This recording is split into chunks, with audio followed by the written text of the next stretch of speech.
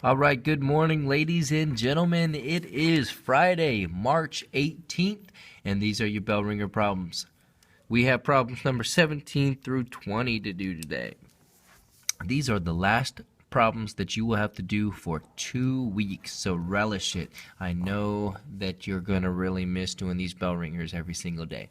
All right, number 17, is this a slide rotation or a reflection? They're talking about these two arrows over here, and a rotation is when something is turned. A reflection is when it looks like it's a mirror image of itself, and this is a mirror image of itself. So this is actually a reflection. And just in case you didn't know how to spell that, that is your reflection right there.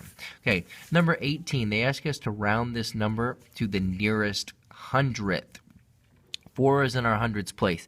So we go ahead and take a look at our next door number here, and we see that that is a 1. So it tells us that we are going to be rounding that down. And so we keep all the numbers before that the same, 7.2.840. And please remember that 0 does not technically have to be there if we're rounding to the nearest hundredths. So you could also write that 72.84 or 72 and 84 hundredths. Okay, number 19. Number 19, what do you call the distance across a circle through the center? And I've drawn that example here. Please remember, if you're going from the center to the outside, that's called the radius. But if you go all the way across, or if you put two radii together, we call that the diameter. All right, and then last but not least on our bell ringer problems here, we have 6 and 34 hundredths divided by 2 hundredths. And please remember, you can never divide with a decimal on the outside. So I have to move this decimal over 2 places, making this 2. So I get rid of these zeros, and that's just 2. But whatever I do to the outside, I also have to do to the inside. And so that just now becomes 634 divided by 2. All right. So 2 can go into 6 3 times. 3 times 2 is 6. Go ahead and subtract that out, get a 0. Bring down my 3. 2 can go into 3 1 time. 1 times 2 is 2. 3 minus 2 gives me 1. Bring down the 14.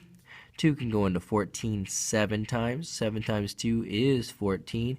When you get none, you are done. So my final answer is 317. 317. Please remember, why does that seem like the number is so big? Because when you're dividing a decimal by a decimal, your number gets bigger. When you multiply a decimal by a decimal, your number gets smaller. All right. And we're going to finish out the week with problem number 4 and 5 on our word problems. So, problem number 4, which is the word form of the number 65 and 67 hundredths? If you know how to say this, you should know how to read the number. And actually, we're lucky it's number 1. This is 65 and 67 thousandths. And actually, this is 67 thousandths. Oh my gosh, I'm so sorry, because there are 3 digits. And so that's the thousandths place, not the hundredths. So I apologize. Thousandths place, not the hundredths. So our answer is B, not A. Okay? Mr. Webb was trying to rush through, and when you rush, you do make mistakes. What number does this place value chart show?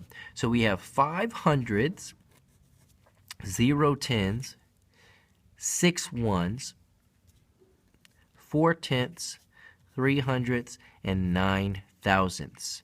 And so we've got 506 and 439 thousandths. The only one that fits is C right here. Everything else is incorrect. We had 5 and I don't even want to try it. Okay, so hashtag last day. Hashtag last day. Let's make this a great day, guys. I hope we make it a great day. I had a lot of fun yesterday. I want to have a lot of fun today. Kind of make it end on a wonderful note. Go home feeling great for spring break. Have a good one, guys.